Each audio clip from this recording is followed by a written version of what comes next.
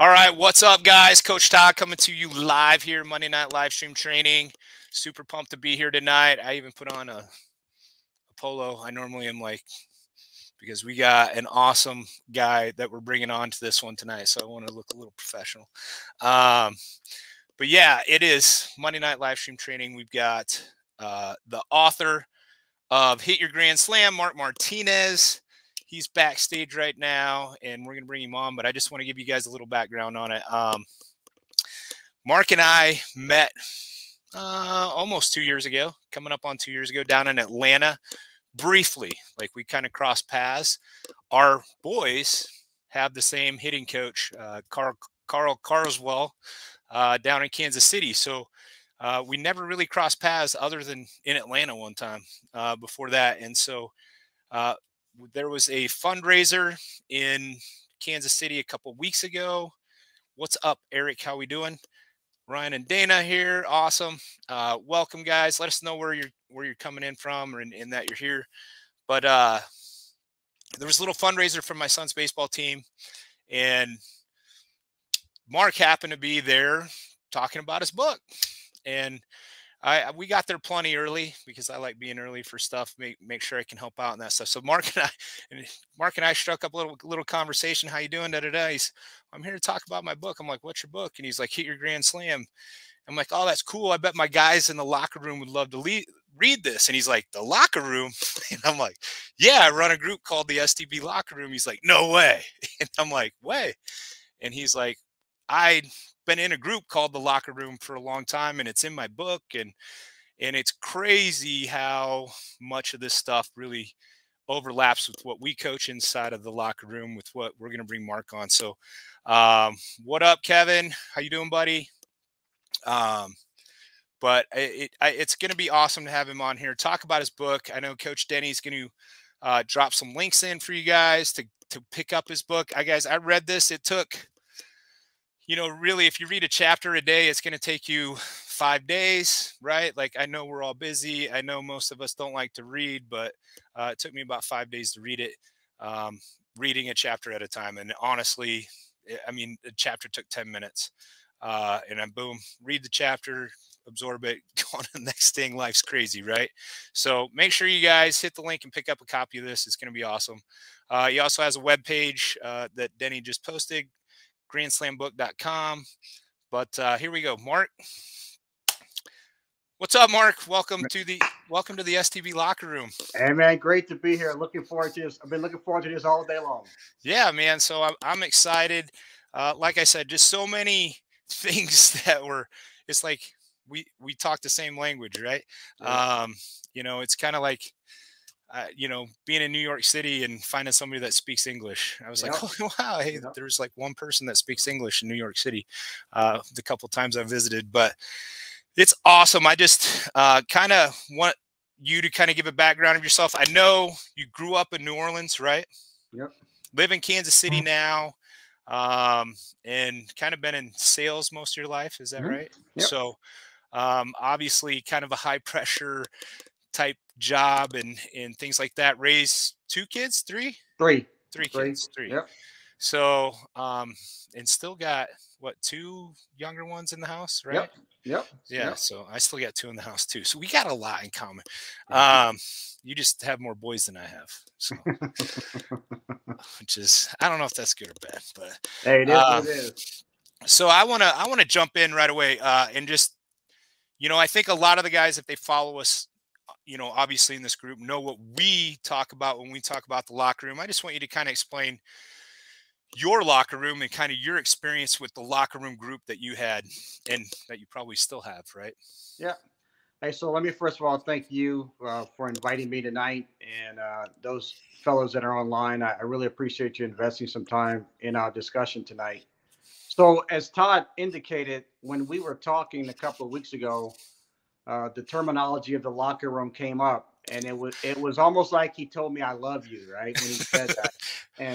And so I said, well, I have a locker room group too. I love you as well, right? Yeah, so it was pretty cool. So what I shared with Todd was, and this has been a 10-year journey as it relates to this locker room concept.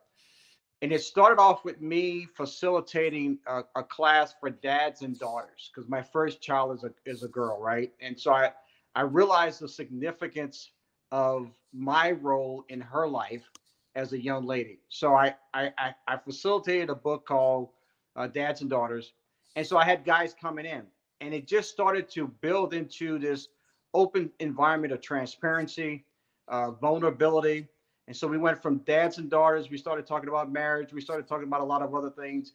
But the thing that kept us connected was the concept of the locker room. And for us, it was basically if you picture the old school lockers where they're next, each locker's next to each one, right? And so in this case, Todd, I mean, I'm standing next to you in my locker. You're in your locker. But the problem I've come to realize, myself and men as well, I live with my locker door closed, right? Because I've got pride issues, I've got insecurity issues, whatever it happens to be. And I don't want you to know. But the reality of it is, you're standing right next to me, and you very well may be the one that can help me walk through it. And I can help you walk through it. Mm-hmm. Last thing I'll tell you about the lockers. Remember the old school lockers had the 3 little vents at the top? Yeah. Well, that is so they can let air in. Well, the reality of it is, when we keep our locker room door closed, the stench of our challenges come out, right? Mm-hmm. And we're also not able to go out and help people because the door is closed. So we just love it. It's a place for vulnerability and accountability for us. Yeah, absolutely. And it's really what the locker room is for us inside of here, is where guys can come, ask anything they want, yep. Be open, be transparent. Everything in the group stays in the group. Obviously, being online, guys are probably a little less likely to share, yep. than being in the room with somebody knowing, hey, this isn't going to be potentially posted all over. But I've never screenshot anything inside of our locker room and shared it outside of the locker room. That is sacred ground to me. Yep. Yep. And as none of my members should share anything outside of the locker room as well. That's one of the rules when you, yep. join it. It is. Right. It's like, this is sacred ground. Yep. Right. Yep. So, yep. And I think for me, being able to go on and be vulnerable and talk about, like, if you go back and watch any of my lives, man, I have not been perfect. Yep. Like, I've been yep. far from it. Right. So, you know, and just to know that even though I haven't been perfect, I'm still getting up to bat. And that's what I love about this. And we're going to kind of get into that with your book here. So the first chapter is the batter box, right? The batter's box, you know, and first let's talk about the Grand Slam. Yep. I know the percentages are in there. I didn't write it down, but like, Derek Jeter hit 1 Grand Slam in his career, right? I remember that from Derek Jeter. Guys, if you don't follow baseball, sorry, but I'm a pretty big baseball fan. My son plays. Been following it. I was a Cubs fan for a long time. They find, you know, even though they couldn't ever win a World Series until 10 years ago now, but so Derek Jeter, arguably the best shortstop to ever play the game, you know, hit 1 Grand Slam. So that's how rare they really yep. are, yep. right? And people to hit multiple in their career, yep. even more rare, that kind of stuff. But the cool thing about this book is talking about how you can hit a Grand Slam in your life. Yes. And obviously, when we talk about that inside of our locker room, we're talking about our body.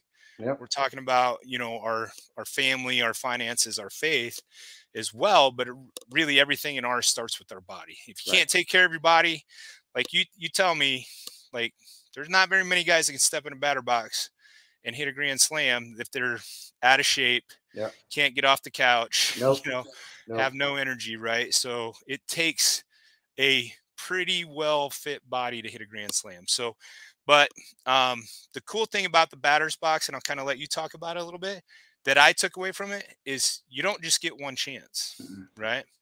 You get multiple chances. Yeah. And that's what I love about this chapter. So kind of what you feel the batter's box brings on your side of it. Yeah, you know, it's interesting because the batter's box is also a place for you to feel uncomfortable because you're facing that, in the baseball analogy, that 90-mile-an-hour fastball, right? And so there are things in our life that make us feel uncomfortable, and we can't step outside the box. I mean, it doesn't work, right?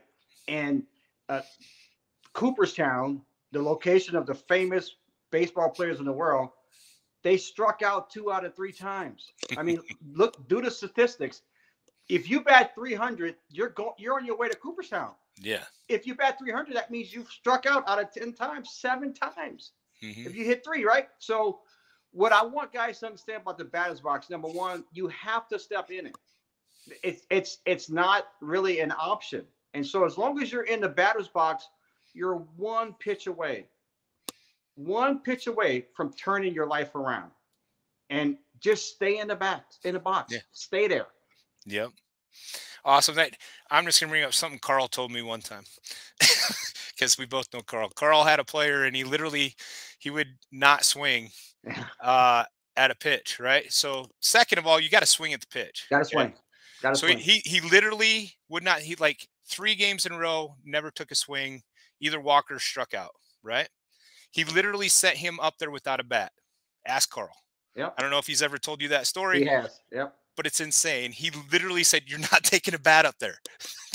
And the guy went up without a bat. So guys, the batter's box, you got to get in it.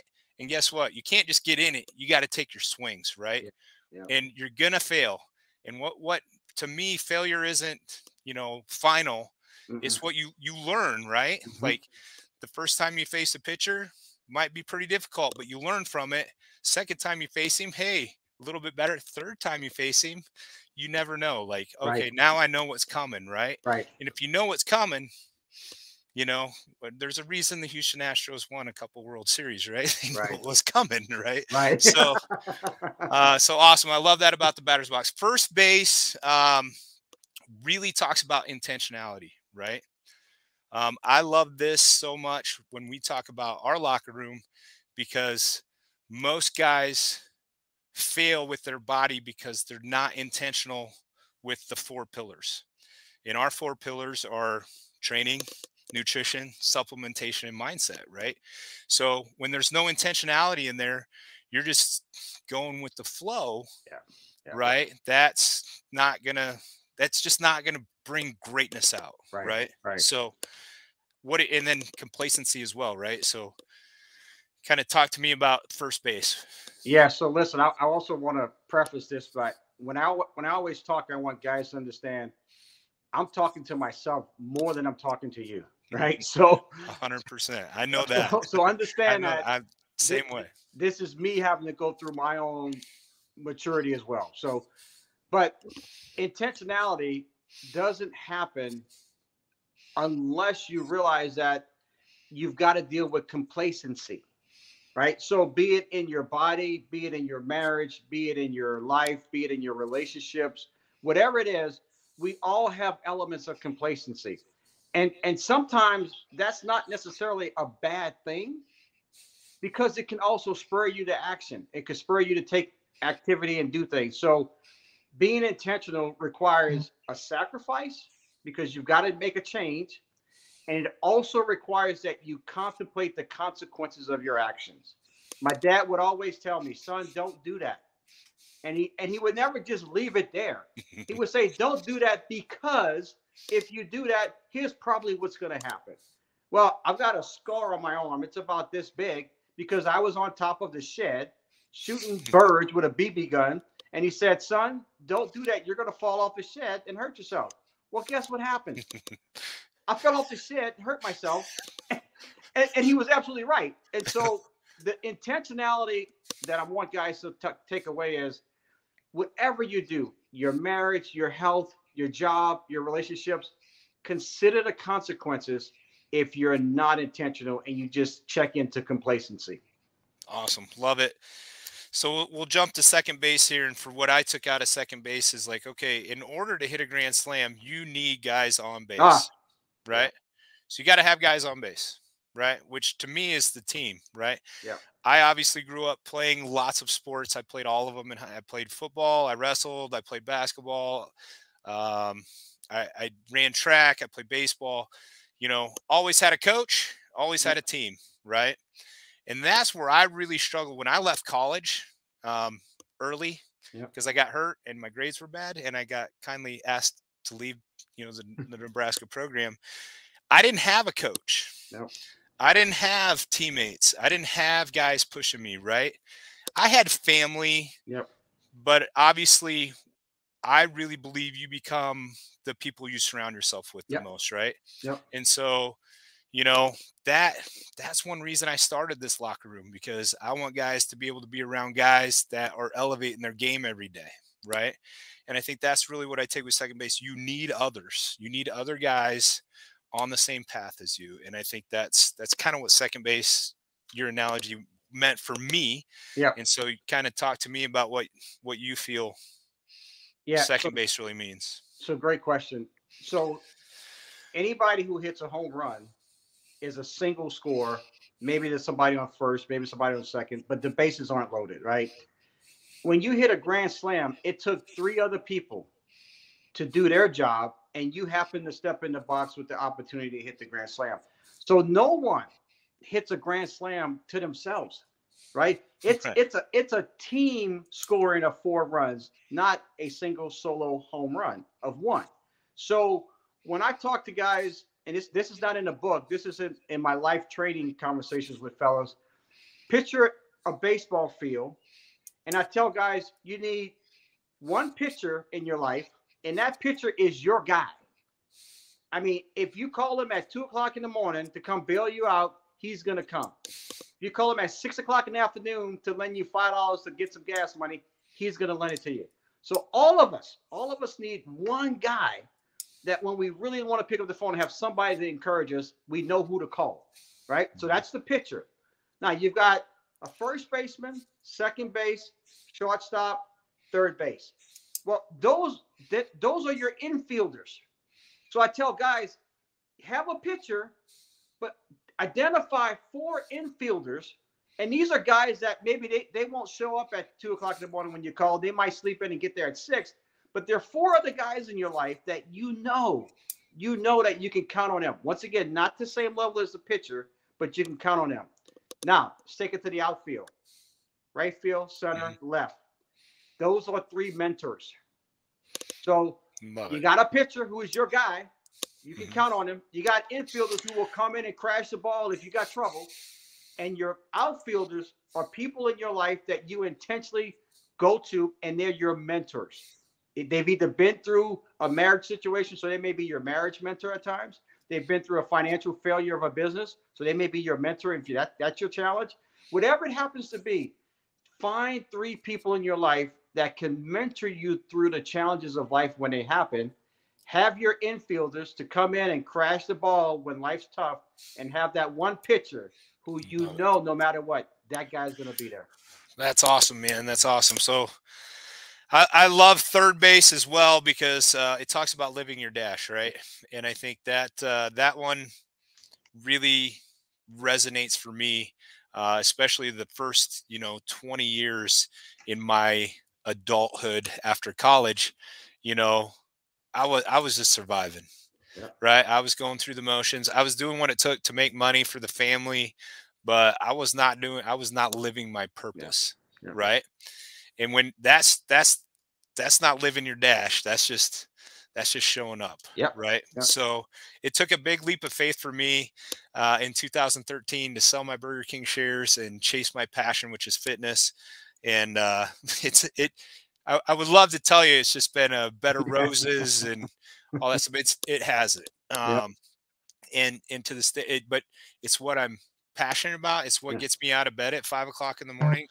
It's what keeps me up at night is how do I help guys better? How do I help guys? And I think that's what living your dash means, because if I would have kept going down the path I was on, the regret when I was laying in bed, taking my last couple breaths and the doctor asked, "Hey, what's your biggest regret?" It would have been like, and the problem is the path I was on, I could be potential. I'm 48. And if you would have seen me at 28, like I was a big fat dude that was struggling with everything. Yeah. Right.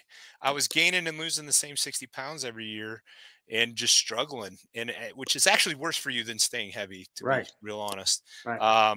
But I think that's the biggest thing from third base is living that dash. Right. And I love that because, I know what a leap of faith it took for me. I know you've taken a big leap of faith with this book, with your new coaching program. Like, it's not, so I've been there, brother. I got your back. You can count on me for anything when it comes to doing that. So So kind let of me, talk to me about third base for you. yeah. So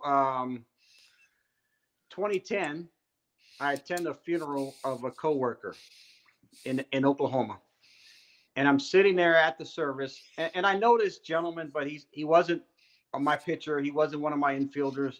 He wasn't even one of my mentors, but he's someone I knew.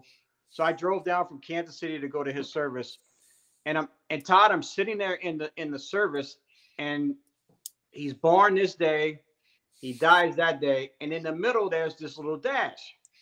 And I had never processed that, never gave it any consideration. And what I realized was that everything we do, fellas, is defined in that dash. And you hit the word, because we didn't even script this, the word regret. You don't want to be on the backside of that. And none of us know when the dash is going to end, right? And it always comes sooner than we all want it. But you don't want to be on the backside of that dash with regret. When I would travel quite a bit and I would see older gentlemen in the airport, I would go up to them and introduce myself and let them know, hey, listen, I just want to talk to you for a little bit. I got 2 questions for you. Number one, any advice for how to raise boys? Because I wanted, and if they didn't have a boy, they would tell me that. And I said, what about a daughter? And then I would say, when you look back at your life, any regrets? And you can just see the countenance of their face just kind of drop, right? And some guys would share, some guys would not, but more than not, they would help me understand when someone comes to me in those laying hours of my life, I don't want to be processing regrets in my head. Now, we're going to have them, right? It's unavoidable. But if you live with intention today, if you have people in your life, you're going to minimize the number of regrets you end up with on the backside of your dash. It's almost like a formula that you lay out for guys with their health, right? Yep. So eat this. Yeah. Do these workouts. It's a formula. Yep. Yeah. Absolutely. So then obviously we got to get to home plate, right? I love home plate. I probably don't do this enough, right? Rest. Yeah. Kind of, hey, you got home. Now you get to go in the dugout. You get to give all the high fives. Obviously, I've never hit a grand slam. I don't know about you. Nope. I've hit a couple home runs. I know Nope. Denny, have you hit some grand slams, bro? Denny's a big softball player. Maybe we have some guys on here that have, because we got a bunch of softball players in here, but I've never hit a grand slam. Yeah. I've hit, like I said, some home runs, and obviously the solo shots, everybody's pretty cool, but when you got a guy or 2 on base, then everybody's get a little more excited. Yeah. But coming to that dugout and resting, right? And that's kind of what home plate signifies in your book. And it's the completion of it, right? Right. The cool thing is once you hit a grand slam, what do you want? You want to hit another one. You do. Right. And that's what I love about what we do in our group and how it pertains to your book. Hey, you can hit a grand slam in your body, in your fitness, right? You can hit a grand slam with your family. You can hit a grand slam with your finances. You can definitely hit a grand slam with your fitness, right? Or with your face, sorry. So those are kind of the 4 things I like talking about. And fun as well. We can throw a 5th F in there, right? Fun. Something that I think my workouts are fun, so that's my fun every day. Right. Some people call me crazy, but it is my fun part of the day. But getting that rest and waiting for your next turn on deck, right? Yeah. So and it also signifies a job well done, right? When you cross home plate, it's a time for celebration. So slow down, enjoy the success, enjoy the environment, because it's a time to recognize you did something pretty good. Now, I want to make sure I'm clear. Singles, doubles, and triples, nothing wrong with those, right? But there are aspects of my life that are much more important to me, that I want to be a grand slam person in that aspect. When I go cut my grass in the front, the lines don't matter to me. So if I hit a single and the lines are straight, so what, right? But when I come back inside and I'm challenged to say I'm sorry to my wife, or I'm challenged to apologize to one of the kids, that's a grand slam opportunity, right? Because then you've got to actually go and do something. So home plate is the culmination of the hard work. And what I tell people, especially guys on the call, you want to finish as an MVP person, but an MV8, most valuable husband, an MVD, most valuable dad, an MVS, most valuable sibling. You figure out what it is you want to do, but chase the greatness of being someone that people look back at your life and they want to emulate you, not because you were perfect, because perfection doesn't exist, but they see things in you that they want to then implement in their lives. Absolutely. Love it. I'll tell you what, I love that you brought up singles, doubles, that kind of stuff, and there's nothing wrong with them, right? Because I will tell you, when you're a guy on your own, right, and you start working on your fitness, and Mark's been awesome. He joined our Hero 6-week challenge, and we were talking a little bit before backstage, but man, there's a lot of information here, and does this really work? And yeah, it works. But here's how I talk about it. If you hit a single every single day, right, with your nutrition, one single every day with your nutrition, one single with your exercise every day, right, one single with your supplementation every day. Do the mindsets. So you hit 4 singles a day in your in our 4 pillars: training, nutrition, supplementation, and mindset. You do those 4 things you're scoring 1 run a day. Right? 1 run a day. And then 6 weeks or 6 months or 6 years down the road, you're going to step in the box and hit a home run. And it's going to be a grand slam. Because you got guys on base. Because you've been hitting singles every single day. So love how this all tied in, man. I super appreciate your time, Mark. Thanks for joining us. Once again, grandslambook.com. You guys can go there and check out his book. Also, his coaching, guys. He has Grand Slam coaching now, so he can coach you guys through this whole process. Once again, people are going to resonate with me as a coach. People are going to resonate with Mark as a coach. I don't fear that whatsoever. If you guys resonate at all with Mark on this, reach out to him, talk to him, see what he's got for you guys. I know I love his book. I love the concepts. We're going to use a lot of this stuff, and super pumped. And obviously we'll probably see some more this summer when we come down to KC and for some baseball. So, hey, listen, let me also, I'm going to put my number out there, my phone number. So if for whatever reason a guy doesn't want to get online and look at it, he can also reach me by, it's area code 913-274-0335. 913-274-0335. And the reason why I'm doing that, Todd, is because you never know when you need to be on base for somebody else, right? So if there's a guy out there tonight that's thinking, man, that guy said something that caught my attention, I want that guy to call me. Right? And that doesn't mean that I'm going to have all the magic pixie dust, but I want to talk to that guy because I want to be somebody that's one of his infielders in that moment. So you got my number. Awesome. You got the website. Man, I appreciate you guys. I know I got your number. I know you're going to be one of my 3 outfielders for sure. We're going to work together a lot over the course of the next couple of years, buddy. Appreciate you. Have a great rest of your week, guys. Thanks for joining us. This has probably been my favorite Monday Night Live ever. Hopefully we can get some more awesome stuff in here like this. It's not just me, talking about my life, but it's another guy that's gone through it, the battles, the struggles, and has succeeded. So that's what I got. God bless. Much love. Peace out.